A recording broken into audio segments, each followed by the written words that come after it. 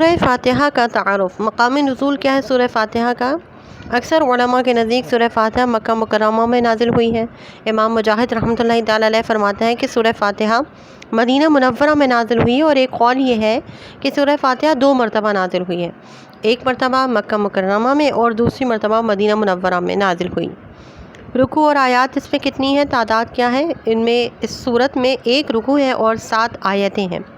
سورہ فاتحہ کے اسماء اور ان کی وجہ تسمیہ کیا ہے، یعنی سورہ فاتحہ کے کتنے نام ہیں؟ اس سورت کے متعدد نام ہیں، اور ناموں کا زیادہ ہونا اس کی فضیلت اور اس کے شرف کی دلیل ہے، اور اس کے مشہور 15 نام ہیں۔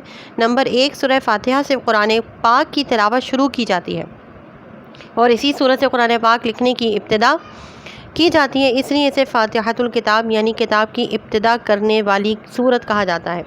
نمبر 2، اس سورت کی ابتدا الحمدللہ سے ہوئی، اس مناسبت سے اسے سورۃ الحمد یعنی وہ سورت جس میں اللہ تعالیٰ کی حمد بیان کی گئی ہے کہتے ہیں۔ تیسرا اور چوتھا نام ام القرآن اور ام الکتاب۔ سورہ فاتحہ قرآن کریم کی اصل ہے، اس بنا پر اسے ام القرآن اور ام الکتاب بھی کہا جاتا ہے۔ ایک اور نام اس کا، یہ سورت نماز کی ہر رکعت میں پڑھی جاتی ہے۔ یہ سورت مبارکہ 2 دفعہ بھی نازل ہوئی ہے، اس وجہ سے اسے السبع المثانی یعنی بار بار پڑھی جانے والی یا 1 سے زائد مرتبہ نازل ہونے والی 7 آیتیں کہا جاتا ہے۔ 6، 7 اور 8واں نام یعنی 6، 7واں اور 8واں سورۃ الکنز، سورۃ الوافیہ اور سورۃ الکافیہ۔ دین کے بنیادی امور کا جامع ہونے کی وجہ سے سورت کو سورۃ الکنز، سورۃ الوافیہ اور سورۃ الکافیہ کہتے ہیں۔ اس کا 9واں اور 10واں نام سورۃ الشفا اور سورۃ الشافیہ یعنی شفا کا باعث ہونے کی وجہ سے اسے سورۃ الشفا اور سورۃ الشافیہ بھی کہتے ہیں۔ اس کا جو 11 سے 15 تک نام ہے وہ یہ کہ دعا پر مشتمل ہونے کی وجہ سے سورۃ الدعاء، سورہ تعلیم المسئلہ، سورۃ السؤال، سورۃ المناجات اور سورۃ التفویض بھی کہا جاتا ہے۔ سورہ فاتحہ کے فضائل اس طرح ہیں کہ احادیث میں سورت کے بہت سے فضائل بیان کیے گئے ہیں، ان میں سے 4 فضائل آپ کے گوش گزار کیے جاتے ہیں۔ نمبر 1، حضرت ابو سعید بن معلّہ رضی اللہ تعالی عنہ فرماتے ہیں، میں نماز پڑھ رہا تھا تو مجھے نبی کریم صلی اللہ علیہ وآلہ وسلم نے بلایا، لیکن میں نے جواب نہیں دیا۔ جب نماز سے فارغ ہو کر بارگاہ رسالت صلی اللہ تعالی علیہ وآلہ وسلم میں حاضر ہوا تو میں نے عرض کی، یا رسول اللہ صلی اللہ علیہ وآلہ وسلم، میں نماز پڑھ رہا تھا۔ تاجدار رسالت صلی اللہ علیہ وآلہ وسلم نے ارشاد فرمایا، کیا اللہ تعالی نے یہ نہیں فرمایا، استجیبوا للہ وللرسول اذا دعاکم، اللہ اور اس کے رسول کی بارگاہ میں حاضر ہو جاؤ جب تمہیں بلائیں۔ سورۃ الانفال آیت نمبر 24۔ ارشاد فرمایا گیا، کیا میں تمہیں تمہارے مسجد سے نکلنے سے پہلے قرآن کریم کی سب سے عظیم سورت نہ سکھاؤں؟ پھر آپ صلی اللہ علیہ وآلہ وسلم نے میرا ہاتھ پکڑ لیا۔ جب ہم نے نکلنے کا ارادہ کیا تو میں نے عرض کیا، رسول اللہ صلی اللہ تعالیٰ علیہ وآلہ وسلم، آپ نے فرمایا تھا کہ میں ضرور تمہیں قرآن مجید کی سب سے عظمت والی سورت سکھاؤں گا۔ ارشاد فرمایا، وہ سورت الحمدللہ رب العالمین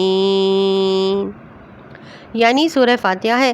یہی 7 مثانی اور قرآن عظیم ہے جو مجھے عطا فرمائی گئی۔ یہ حدیث پاک بخاری شریف میں موجود ہے، کتاب فضائل القرآن اور فاتح الکتاب، اور حدیث پاک نمبر 5006۔ ایک اور حدیث پاک میں حضرت عبداللہ بن عباس رضی اللہ تعالی عنہما فرماتے ہیں، ایک فرشتہ آسمان سے نازل ہوا اور اس نے سید المرسلین صلی اللہ علیہ وآلہ وسلم کی بارگاہ میں سلام پیش کر کے عرض کی، یا رسول اللہ صلی اللہ علیہ وآلہ وسلم، آپ کو ان 2 نوروں کی بشارت ہے، ان 2 نوروں کی بشارت ہے جو آپ کے علاوہ اور کسی نبی کو عطا نہیں کیے گئے ہیں، اور وہ 2 نور یہ ہیں، ایک سورہ فاتحہ اور دوسری سورہ بقرہ کی آخری آیتیں۔ یہ حدیث پاک صحیح مسلم میں موجود ہے اور فضائل فاتحہ میں موجود ہے۔ حضرت ابی بن کعب رضی اللہ تعالیٰ عنہ سے روایت ہے، حضور پر نور صلی اللہ علیہ وآلہ وسلم نے ارشاد فرمایا، اللہ تعالیٰ نے تورات اور انجیل میں ام القرآن کی مثل کوئی صورت نازل نہیں فرمائی۔ یہ حدیث پاک جامع ترمذی میں موجود ہے۔ اسی طرح ایک اور حدیث پاک میں ہے کہ حضرت عبد الملک بن عمیر رضی اللہ تعالیٰ عنہ سے روایت ہے کہ نبی کریم صلی اللہ علیہ وآلہ وسلم نے فرمایا، سورہ فاتحہ ہر مرض کے لیے شفا ہے۔ یہ حدیث پاک شعب الایمان میں موجود ہے، اور ان 4 حدیث سے پتہ چلا کہ سورہ فاتحہ بہت اہم صورت ہے، اور ہماری زندگی کے بہت سے مسائل میں، بہت سے معاملات میں، بہت سے کاموں میں یہ کام آتی ہے۔ قرآن کریم کی ابتدائی صورت ہے، قرآن کریم کی تلاوت کی ابتدا اس سے ہوتی ہے، ہر نماز میں پڑھی جانے والی صورت ہے، بیماری کے وقت شفا پانے والی صورت ہے، یعنی اس کو پڑھ کے اس سے شفا یابی حاصل کی جاتی ہے، اور اس صورت کے بہت بہت بہت فضائل ہیں۔ اللہ تبارک و تعالی اس صورت کے پڑھنے، سمجھنے، سیکھنے، سکھانے اور اس پر عمل کرنے کی ہمیں سعادت اور توفیق عطا فرمائے۔ آمین، اللہم آمین، بجاہ نبی الامین صلی اللہ علیہ وآلہ وسلم۔